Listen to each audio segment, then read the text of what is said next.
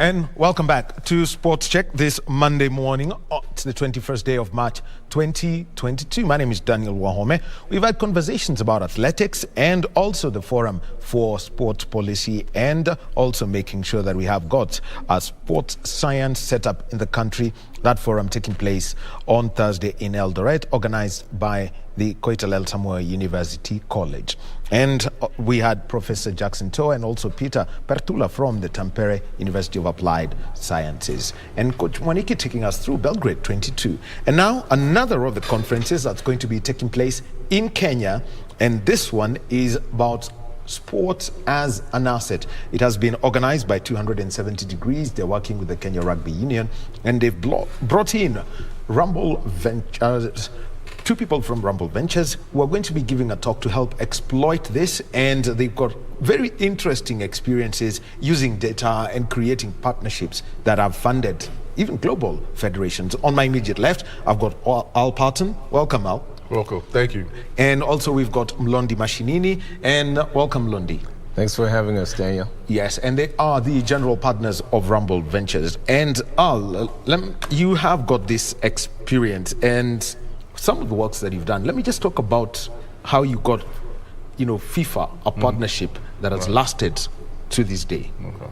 So in my background, I've pretty much historically been a sports executive, and I worked for the NBA, a couple of NBA teams, Portland Trail Blazers and the Cleveland Cavaliers. After I left Cleveland, I had the opportunity to join Sony, and for their sports division, their sports technology division. They took out a partnership with FIFA to sponsor the World Cup for 2010 in South Africa and 2014 in Brazil. So while I was working at Sony, I was assigned to headquarters in Tokyo, Japan, to help manage that sponsorship amongst all the Sony group companies worldwide. What was the outcome for it, for you? So a couple of things. So the number one thing is when you have a sponsorship to that size, you're not going to realize your return on investment on just selling TVs and so forth and so on. What we wanted to do is to get the group companies of Sony worldwide ingratiated in the sponsorship, and as they got embedded in the partnership, we were able to convey a lot of KPIs and performance indicators with respect to imaging, business-to-business models, and so forth and so on. Well, and Mlondi, let me come to you. And for the last 5 years, you have been advising African startups about trying to make use of their fan base. What has been that experience, collecting all this little information and using it, to help of sports federations and teams optimize revenue? Yeah, thanks, Daniel. I think what's important is if you look at the history of sports globally and also in Africa, it's really started from amateur levels into the professional scenes. And what we've seen is, as that transition happens, in a way, I think in Africa we've lagged behind. I think COVID-19 and not having fans in stadiums has actually shown that having data insights on your customers is a business imperative and not just an optional extra. So if you think about it, historically, sports teams have relied on just having packed stadiums and then being able to sell tickets and being able to sell food and beverage and jerseys at the stadiums. But what happens in a world where you cannot reach those fans because there's COVID? So a lot of our work has been around understanding customers, understanding their spending behavior, what brands that they use outside in the stadium or outside the stadium environment, and how you then use that information to create valuable partnerships with your corporate partners, and also in terms of internally within with the business. So that's been a bulk of our work over the last 7 years, as you mentioned. What have you found out that's different in Africa than you would find, say, in Europe and the US, where you have worked before? A lot of it has really been the ability to capture the data. So if you think about it, a lot of sporting organizations use third-party service providers. So they'll have a ticket sales company, they'll have a merchandise sales company, and they'll have maybe another company doing their corporate boxes in the stadium. But there's nobody that takes that data and puts it together and starts creating a holistic picture that says, Daniel not only watches rugby at Safari Sevens, but he's also interested in athletics, and his favorite soccer team is this. And we know that when he goes to the soccer game, this is his favorite drink. We know that he has a family or a group of friends that he comes to the games with, and they buy X number of jerseys every year. So what you see in Europe and what you see especially in the US is they have that ability to merge those data sets, and they kind of create a holistic understanding of that customer, and they're better able to serve that customer, but also then use those insights to give a return on investment to some of their corporate sponsors. Well, the 2010 World Cup, it came to Africa, a lot of conversations. It changed, the whole narrative that, probably Africa can host a big event. Right. What were the learning lessons for the organization committee and, some of the partnerships that you created? Well, I think a lot of it had to do with just development. I mean, the fact that you can hold a global event to that magnitude, for the most part, it sent a message to the rest of the world that, countries within the continent are able, they are sports, fanatics, sports ready. And with respect to just, setting up the right type of infrastructure and the right type of business models, can host anything from whether it be a soccer World Cup to rugby World Cup to Formula One events and so on and so forth.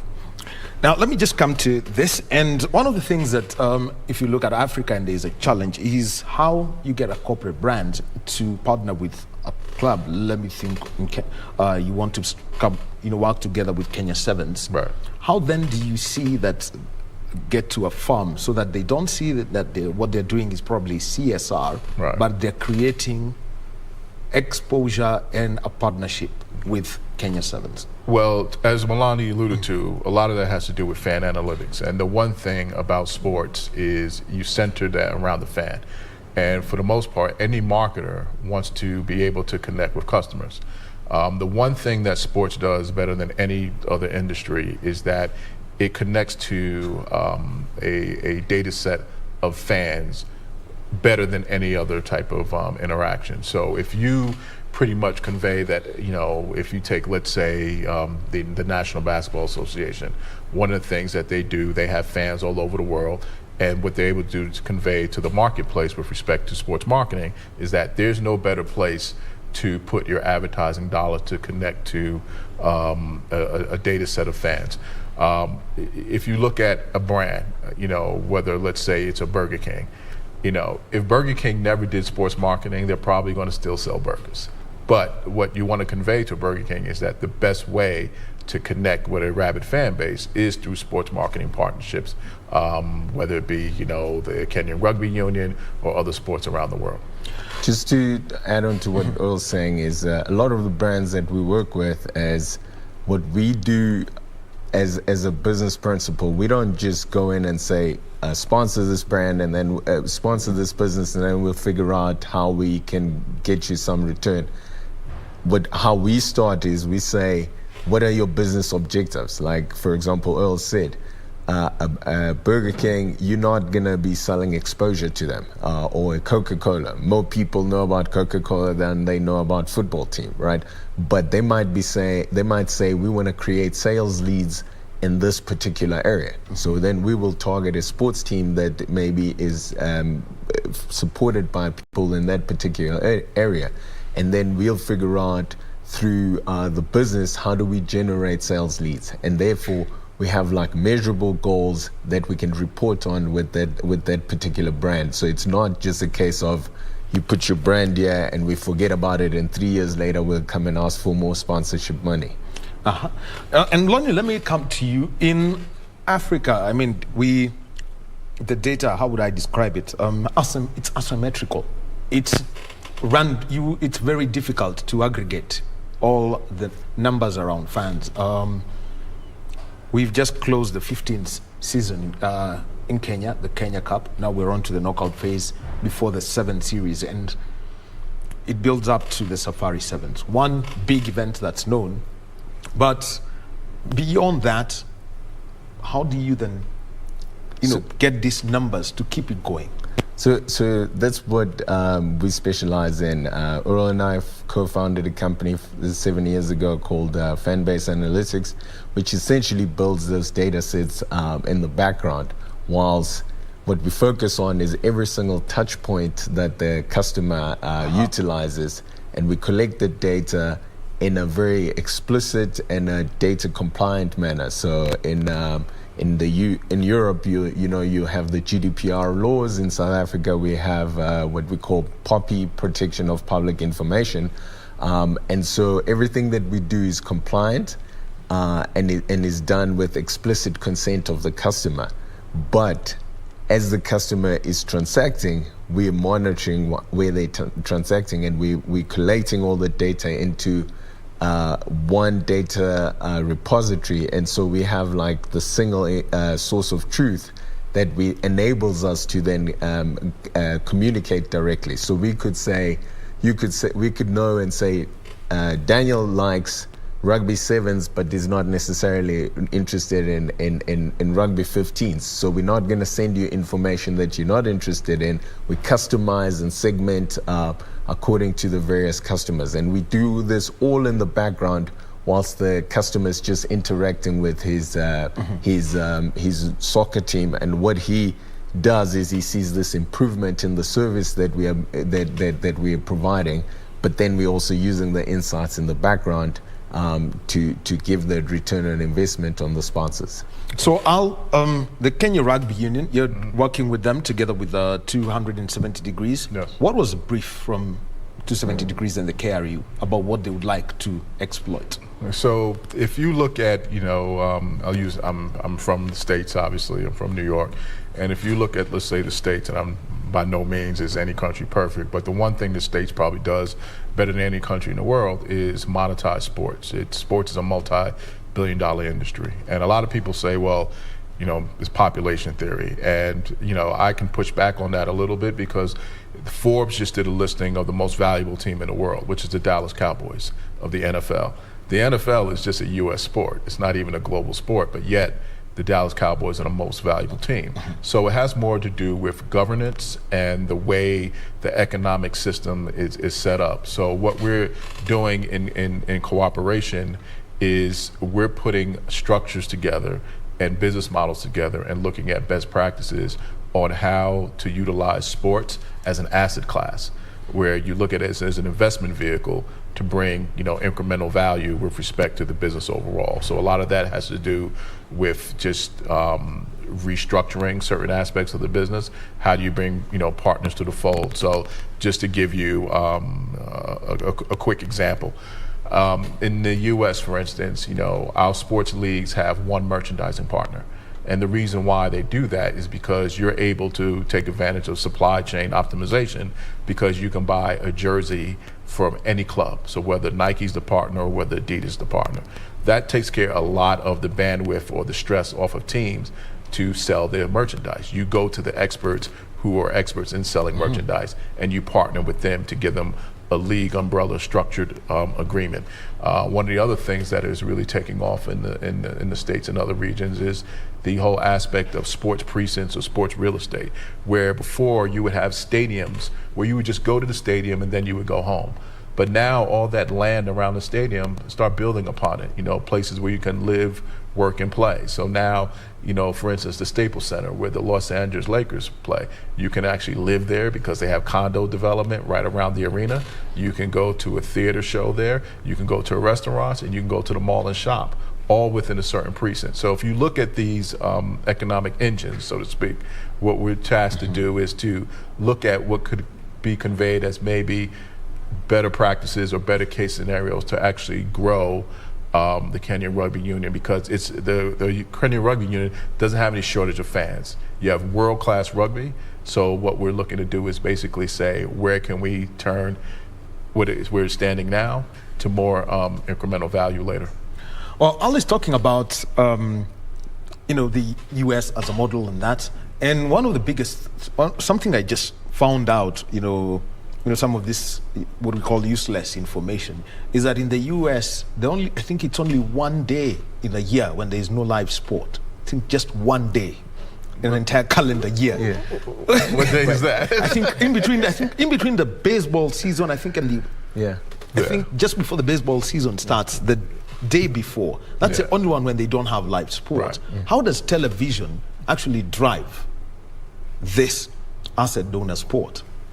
Yeah, I mean, if you look at it, I mean, like Earl mentioned, let's start with a local and then we go broader. There's no doubt that Kenyan rugby has the greatest potential and the greatest fan base globally since they participate in the World Rugby Sevens, right? So, to your point, how do you then use that to grow the fan base internationally? There's the stats I read is about 3 million people that are originally Kenyans that are living around the world. All of those people want to watch their teams. So to go to your question, how do we use TV to grow that? It's just partnerships, right? So some partners exist through like the tournaments that Kenyan rugby plays in, but there's also potential to grow, for example, Safari Sevens in terms of the partners internationally that broadcast an event like that. But then when you start thinking about understanding consumer behavior again and understanding how the new population consumes television, and it's mostly not just traditional TV now. It's a bit of highlights, it's a bit of interaction through new media platforms. So understanding the consumers, understanding the platforms that they're engaging on, and being able to adapt your business models to suit your consumers versus saying, this is what we do traditionally. And I think that's what the best clubs in the world have been able to do. If you look at the club that I worked for, Real Madrid, they got 500 million fans globally. Only 3% of those fans live in Spain, and people don't realize that. So about 97% of your fan base will most likely in their lifetime never come to your stadium.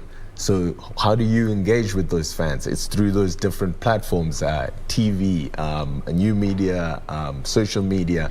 And so understanding where your fans are and figuring out how they like to engage with your content and being able to adapt to suit them, that's how you build a global fan base. Yes. And just to add to that, I mean, the way my dad would consume television or consume sports is far different than I would. So my dad would watch a sports match on, let's say, traditional television. But if you look at the African population throughout the continent, it has the highest percentage of youth in the world. If you look at Twitter, 70% of tweets are about sports content over globally. So the way young people are consuming sports content is shifting. And if you pretty much have your content in a more sustainable programmatic outreach with respect to that audience, then it increases your broadcast rights, because TV is just one dimension of it. There's also streaming rights, and then with the growth of sports betting around the world, a lot of that is in tune with live matches as well. So there's a lot of ways in which quote unquote television is getting consumed, but that only grows the pie with respect to the broad economic base of Kenyan Rugby Union. Actually, you speak about the young people, and there is a challenge, whenever you try to get through to the young people, is the way you present your content, especially if it's in audiovisual form. Right. They don't want it. I mean, I can watch a football match for 120 minutes. Right. They probably just want 4 of it and move on to something else. How do you get people to adapt to this strange dynamic? Well, there's actually been some leagues that actually have been monetizing off of that. So there's some matches that what the NBA does digitally, where you can log in at a cheaper price point just for the fourth quarter, just when the action is heightened. So there are things that you can do. You can do more, let's say, live in. There is a broadcast in the States. In the States, the National Football League is our most popular sport. They have a broadcast platform which is called Red Zone. So what happens is the broadcast zeroes in on the game action when someone's actually going to score. So therefore, the attention is right on the action. And then, the in-between nuances that go on in a game, maybe young people don't want to, are not that interested in. But if you have an element where you can zoom in right on the action and then key that into deliver it, whether it be through social media or whether it be through a streaming platform or directly to your mobile device, that's something that I think the youth will consume and be a little bit more acceptable of. Just the last point on that is there's been a study that's been done that it's a misconception that the youth watch less sports. They just watch it on different platforms, and watch being in quotes. So the one part is they might start watching a game on TV, but then they go and talk about the game on Twitter, and then they go and look at the different content that maybe the guy that just scored who has created on TikTok. So they're still consuming your product, but they're consuming it maybe 2 hours of it, which is the length of a game, but they're consuming it on 4 or 5 different platforms. So it's the understanding of where the consumers are and the consumer habits and how they interact with the content. That's what the future of sports is all about, and that's how you create sustainable business models like Earl was talking about earlier. So there's no use in saying the game's only going to be on TV and that's the end of it, because then you will see the drop off. Mm-hmm. But if you're understanding how they're transitioning throughout the game, that's when you're able to monetize. And that's some of the insights that we are able to build in the background and use that to build a sustainable sports business models. And you mentioned governance, at one point, and if you take a look at how most of our federations are set up, the governance structure is basically to have the game run, right, and make sure that you're compliant. Say if it's a Kenya Rugby Union, they're compliant with World Rugby Africa, can participate, get funding from the states from the national government when it comes to the national team. How then do you set up the structure such that the commercial aspect of it thrives? So ideally, you want to set up a separate commercial entity that just focuses on the business of growing those structures. The governance part you want to just face on the matches. But in terms of the business development, it's usually best equipped if you have domain expertise in that sector, whether it be business development, marketing, promotions, sports sponsorships. That is enrolled in a separate entity, and that grows almost like a separate NewCo or a separate business that is directly linked and tied to the governance. The other aspect of the governance and what happens in other leagues around the world is that they bring apart more of an aspect of partnership and inclusion, that, hey, we're all in this together. There's no separation between the players and the management and ownership structures. You understand that if you're growing this pie together as a business, everyone wins. So one thing in the States, for instance, is that sports pretty much is a quasi-monopoly. So if you have a sports league, you don't really have a competitor. So what happens is the Department of Justice in the state says, being that you guys are a monopoly, you have to work in cooperation and cohesion with all stakeholders to make sure that the economic prosperity of the league is shared equally. And therefore, if everyone is sharing in that pie equally, then everyone has a vested interest for that property to grow. Well, in Kenya, we call it sharing the cake. There you go. There you go. How then would that, for example, the NBA and the few franchises that are there, Major League Soccer, the National Football League, how do they then, make sure that the entire ecosystem benefits from the huge revenues that they've got? Well, they have a structure in place which is called actually a collective bargaining agreement. So they actually have an agreement that is a partnership agreement with teams and with the union, which is actually the players. And to say that all the money that comes in with TV revenue, merchandising rights, sponsorships and partners, parking, stadium concessions, everything goes into pretty much one pie. And that pie is actually split amongst the players for the players' salaries, as well as the owners for owning the team and being able to benefit that way. So if pretty much if you put in that type of structure, you're not leaving any revenue unturned.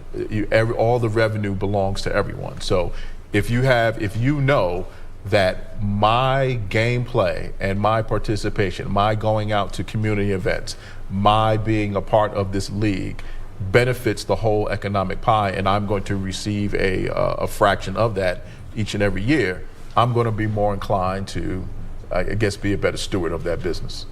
Well, let me talk about the athlete and how do you optimize, an athlete? If it's for Kenya Sevens, we know they've got Collins Injera.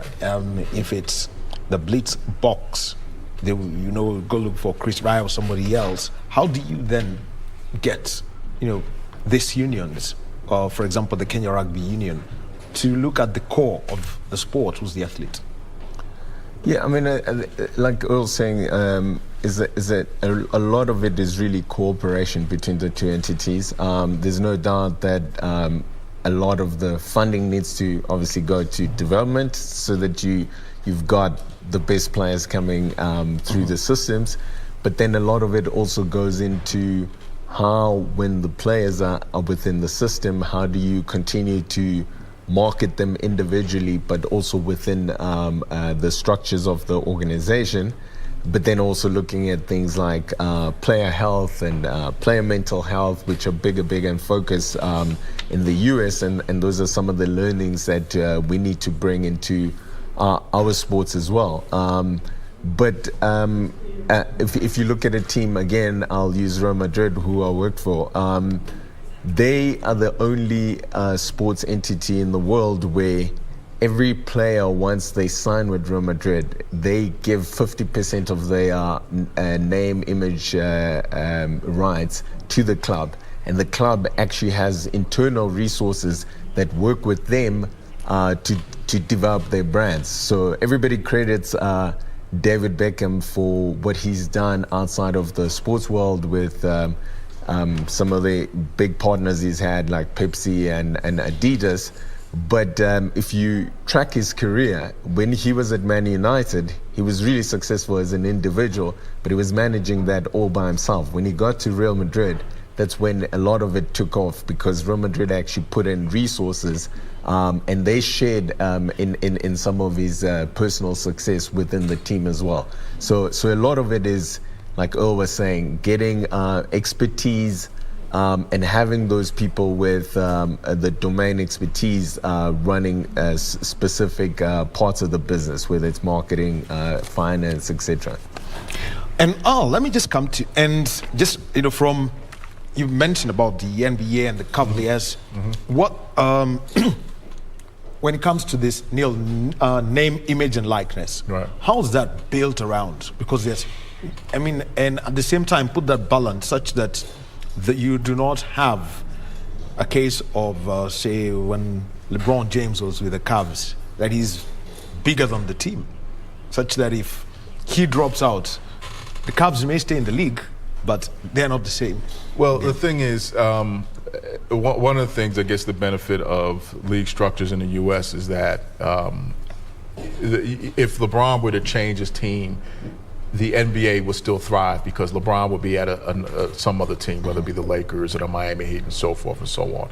So you want if your business in terms of the league overall is thriving, it doesn't matter where the players play. The business will always thrive. Players obviously, increase the bandwidth and attention of it, but you don't want your league to be beholden to player involvement in terms of where they move. Wherever they move, the league should still thrive, because the audience will follow in terms of LeBron's fans. They'll go from Cleveland fans to Miami fans to Laker fans. So that's one of the benefits. In terms of name, image, and likeness, one of the things that the athletes have is they're able to retain their own name, image, and likeness with respect to outside marketing endeavors that they want to participate in.